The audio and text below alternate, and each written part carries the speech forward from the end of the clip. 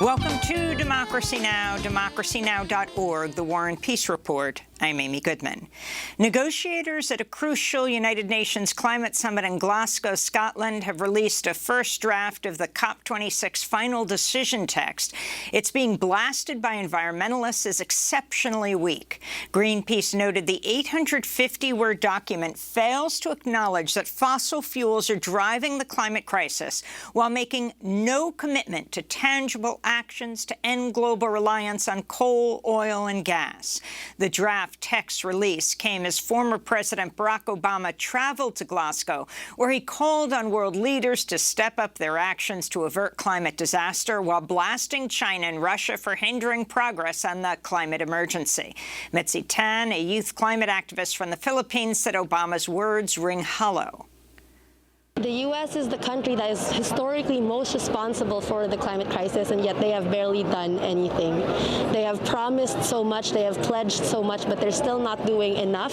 Even their pledges, which they don't even have actual milestones to get to and plans to get to, aren't enough considering the amount of emissions, amount of pollution, amount of injustices that they have done to the rest of the world. To see Democracy Now!'s extended interview with Mitzi Tan, go to democracynow.org. This comes as a Washington Post investigations found most countries' pledges to reduce greenhouse gas emissions are built on flawed data. The Post examined 196 country reports and found a giant gap between what nations declare their emissions to be versus the greenhouse gases they're actually sending into the atmosphere. Elsewhere in Glasgow, police reportedly used a battering ram early Monday morning to break into a disused former homeless shelter that had been converted into temporary squat for climate activists. Witnesses describe Metropolitan Police and Welsh forces going from room to room with batons drawn. The officers' conduct reportedly shocked Scottish police, who arrived on the scene soon after the raid. Activists say they've since reopened the space. After headlines, we'll go to Glasgow for the latest on the COP26 climate summit. COVID-19 cases continue to surge to record highs in many parts of Europe. Germany's averaging more than 28,000 daily infections, its worst case rate of the pandemic. Austria's ordered unvaccinated people to keep out of cafes, barbershops, and other public spaces as cases expand exponentially. Russians returned to workplaces around the country Monday after a mandatory 9-day break ordered by President Putin. It's not clear whether the move will flatten Russia's COVID-19 curve. Today, Russia reported another record daily toll of more than 1,200 deaths in just 24 hours.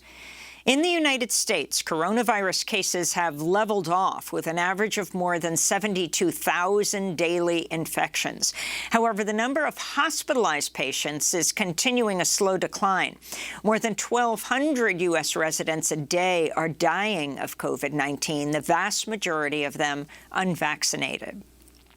The U.S.-Mexico border reopened Monday for non-essential travelers with visas who are fully vaccinated, allowing many binational families and loved ones to reunite for the first time since COVID-19 restrictions were enacted over a year and a half ago. This is a resident of Juarez, across the border from El Paso, Texas. It really is a very special day because everyone who lives near the border knows we are like one big city. The way we live and get along is unique, and that's why today is special. Because a lot of people spent the last 20 months without seeing each other, without visiting. Today's a celebration for us. Loved ones also celebrated reunions at U.S. airports as restrictions were lifted for fully vaccinated international travelers into the United States. This comes as immigrant justice advocates reported that while the U.S. lifted its restrictions for non-essential travelers, Customs and Border Protection agents at U.S. ports of entry across the southern border are still blocking asylum seekers from entering the U.S., including unaccompanied children. In related news, the Biden administration's launching an operation this week to start deportation proceedings for some 78,000 migrants who crossed into the U.S. this year but were not immediately expelled or taken to an immigration jail.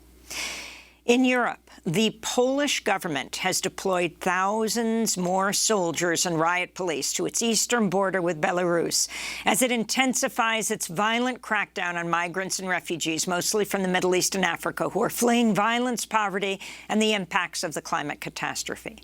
One Kurdish refugee from Syria who gained asylum in Austria traveled to the border to help his parents try to cross into Poland from Belarus. First of all, I'm not helping just any old person.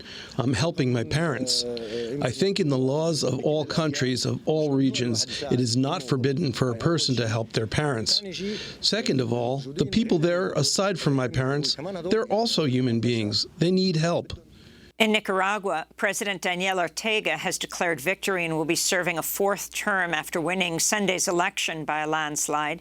The United States, European Union, and others quickly announced they will not recognize the election results, denounced by opponents as illegitimate, after Ortega's government jailed at least 7 presidential hopefuls, accusing them of being U.S. allies.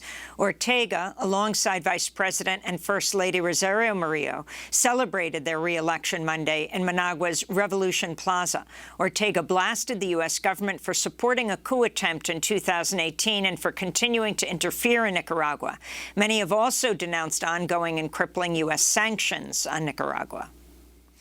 Mobile phones belonging to at least 6 Palestinian human rights activists were hacked with the Israeli firm NSO Group's Pegasus spyware. The findings were published in a joint report by Amnesty International, Frontline Defenders, and the University of Toronto's Citizen Lab. Those hacked include workers with Palestinian nonprofits that were designated terrorist groups by Israel last month. In related news, a U.S. appeals court is allowing WhatsApp messaging service to move forward with a lawsuit against NSO Group over allegedly targeting some of its servers in California to infect about 1,400 mobile devices with malware, a violation of state and federal law. This comes as Israel's lobbying the U.S. government to remove the NSO Group from a trade blacklist, arguing its software is crucial to Israel's foreign policy. The NSO Group's Pegasus spyware has been used by governments to target hundreds of activists, journalists, and government officials. The U.S. Justice Department said Monday it has indicted 2 hackers behind major ransomware attacks in the U.S. and has recovered more than $6 million in cryptocurrency payments. Attorney General Merrick Garland said one of the 2 men, a Russian hacker with the REvil ransomware gang, remained at large, while a Ukrainian co-conspirator had been arrested in Poland and would be extradited to the U.S. for trial. Garland said the criminal gang's ransomware has infected over 175,000 computers worldwide, with at least $200 million paid in ransom. An alleged Capitol rioter wanted by the FBI is seeking political asylum in Belarus. Evan Newman's wanted for violent entry, disorderly conduct, assaulting, and resisting law enforcement. On Monday, Newman appeared on a Belarusian state TV segment titled Goodbye, America. Meanwhile, a House panel investigating the January 6th insurrection has subpoenaed 6 allies of former President Trump, including his disgraced former National Security Advisor Michael Flynn. Lawmakers want details on how the allies' false claims of voter fraud whipped up the pro-Trump mob that attacked the Capitol. In the days before the riot, Michael Flynn publicly called for a military coup to overthrow the U.S. government, and during an Oval Office meeting discussed seizing voting machines and invoking a national emergency. On Friday, President Trump's former acting assistant attorney general at the time of the insurrection, Jeffrey Clark, refused to testify to congressional investigators, though he did show up, citing Trump's claims of executive privilege.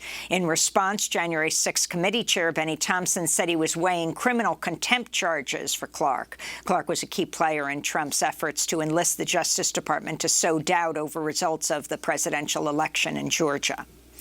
And the Supreme Court heard oral arguments on Monday in a case that will determine whether 3 Muslim men from California can sue the FBI for illegally spying on them after the 9/11 attacks. Lawyers for the Bureau argue the suit should be dismissed under the state secrets privilege. In 2006 and 2007, the FBI recruited a man named Craig Montiel to pose as a Muslim convert in order to infiltrate mosques and Islamic groups around Orange County, where he secretly recorded conversations. The former imam at one mosque, Sheikh Yasser Fazaga, who is now lead plaintiff in the lawsuit, says Montiel planted a recording device in his office. And to me, that's a very, very sensitive area. I am a therapist where people come in and they share their issues with me. But to know that the FBI potentially was recording these sessions, that is illegal, it is unethical, it is not constitutional, and it puts a lot of people's lives in jeopardy and their well-being and their rights of privacy. And those are some of the headlines. This is Democracy Now!, democracynow.org, The War and Peace Report.